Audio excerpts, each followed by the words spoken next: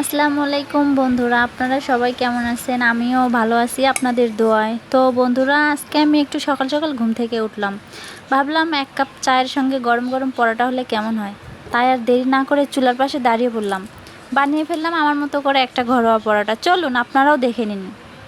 বন্ধুরা, এই পরোটা বানাতে আমি যা যা নিচ্ছি: 3 কাপ পরিমাণ ময়দা, 1 চামচ পরিমাণ বেকিং পাউডার নিচ্ছি। এরপর আমি লবণ নেব। এরপর আমি তেল দেব। তেলটা দিয়ে ভালো করে মেখে নেব।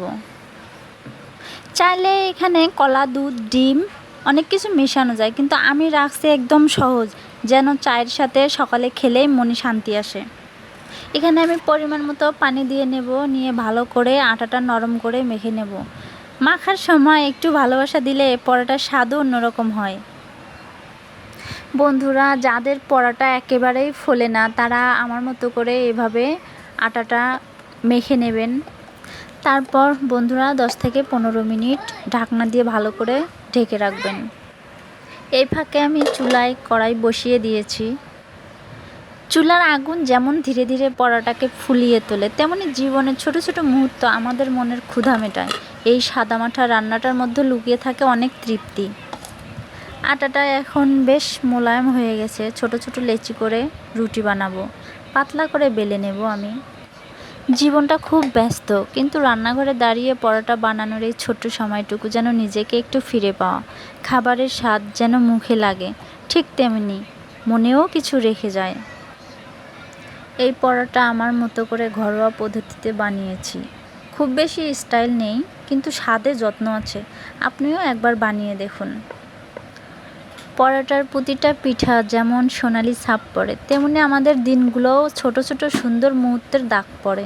সেই দাগগুলো একদিন গল্প হয়ে যায়। আজকের রান্নাও ঠিক তেমন একটা ছোট্ট গল্প। এই পরোটা হয়তো রাজকীয় কিছু না, তবুও এতে আছে যত্ন, সময় আর নিজেকে ভালোবাসার ছোট্ট একটা প্রয়াস। আমি রান্না করেছি নিজের মতো করে। মন থেকে যদি আপনার মন ছুঁয়ে যায়, তবে রান্নাটা সার্থক।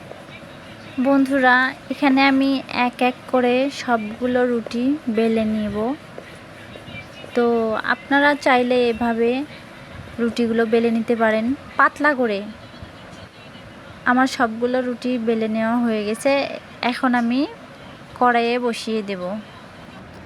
এখানে আমি চুলায় আগেই কড়াই বসিয়ে দিয়েছিলাম। এবার আমি এখানে তেল দেব। এখানে তেলটা ভালো করে গরম হয়ে গেলে আমি এখানে এক এক করে তুলে দেব কড়াইয়ে পরোটা, যেন নিজের হাতে নিজের সকালটা সাজিয়ে নিচ্ছি। কি সুন্দর ফুলছে। তেলের মাঝে ঝিমঝিম শব্দটা যেন একরকম শান্তির মতো। মনে হয় রান্নাঘরের ছোট এক আনন্দের উৎসব শুরু হলো। ফুলে ফুলে উঠছে ধীরে ধীরে, আর ঘ্রাণে ভরে যাচ্ছে ঘর। এই মুহূর্তটাই যেন এক কাপ চা আর নিজের সাথে একটা নীরব গল্প। দেখুন বন্ধুরা, এখানে আমি এক এক করে সবগুলো পরোটা ভেজে নিয়েছি। আমি বানিয়েছি নিজের জন্য, নিজের মনের শান্তির জন্য। যদি আপনাদের একটু ভালো লাগে, তবে বুঝবো আমার এই ছোট্ট রান্নাটার গল্প আপনাদের মনেও কিছুটা ছুঁয়ে গেছে। বন্ধুরা, ভিডিওটা আপনারা টেনে দেখবেন না, ফুল ভিডিও দেখার অনুরোধ রইল। কেটে কেটে দেখলে আপনারা কিছু বুঝতে পারবেন না। ভিডিওটা ভালো লাগলে একটা লাইক দেবেন, আর আপনার ঘরের পরোটার গল্পটা কমেন্টে জানাবেন।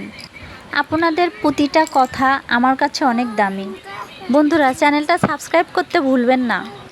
আবার দেখা হবে নতুন কোনো রান্নায়, নতুন কোনো গল্পে। ভালো থাকবেন, সুস্থ থাকবেন। আল্লাহ।